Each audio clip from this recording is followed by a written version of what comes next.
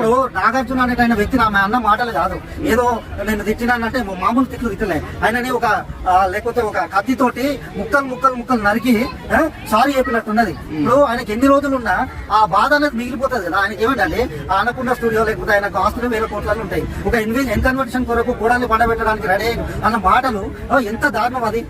నువ్వు ఒక ఆడదాని అయిన నీ బిడ్డనో లేకపోతే నీ మనవరాలో ఇంకా లేకపోతే నిన్నో అంటే ఎట్లుంటది కొండ సురేఖ గారిని.